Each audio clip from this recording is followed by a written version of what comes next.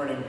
I'm Ben Whitehead, and I'm a senior this year. And senior year is really crazy. And so my mother, who's very organized, got me this calendar to keep track of what's going on in my life.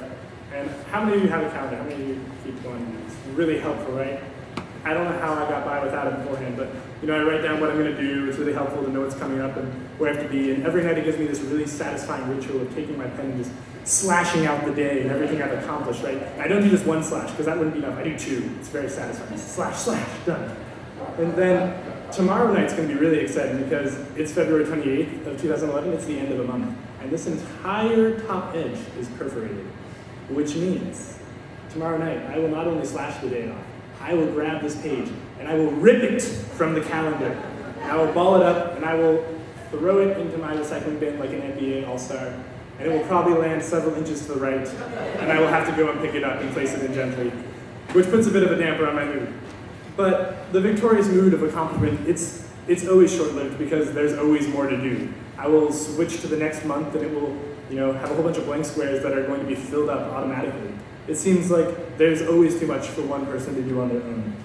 And recently, I decided to expand my list of gigs. I play drums, and I joined our school musical for The Wizard of Oz in the orchestra. And I don't know if you've ever done a musical, but they're really, really stressful. The show was being put together completely last minute. The lead actresses were turning into divas and complaining constantly. The stage crew was literally behind the opening curtain on opening night, putting together props still. It was just very hectic and chaotic. And from senior year, college applications, homework, school, crazy social lives, I was already exhausted, and this was just pushing me to the collapse. We all operate out of a well, I was once told, and not water wells, but personal wells of energy and strength and love, and we're constantly drawing out of those wells.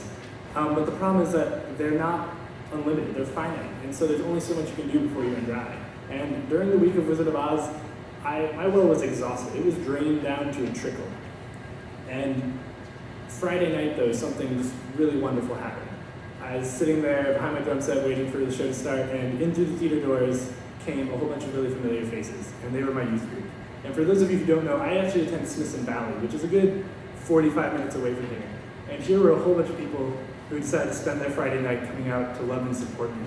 And that was just a really great experience. And as I came through the doors, I just felt that my well was being just completely replenished, and I felt energized and ready to do the show and just keep going and pushing through.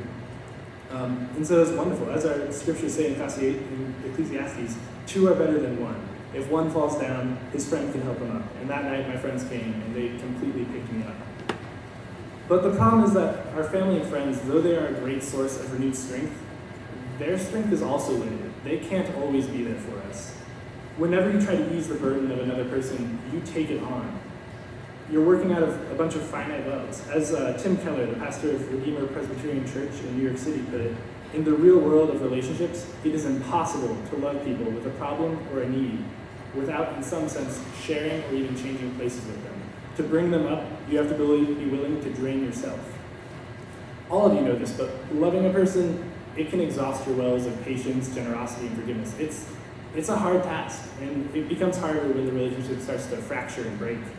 And we as humans, as flawed people, we struggle to continually love and support one another because there really is only so much we can do. We can only draw out of our wells to give to others so much before ourselves we run dry. We are limited, and that is where the final part of Ecclesiastes really comes in. A cord of 3 strands is not easily broken. Before this final sentence, the passage refers only to 2 friends. So where does the third come from? Who is it? Our answer is God.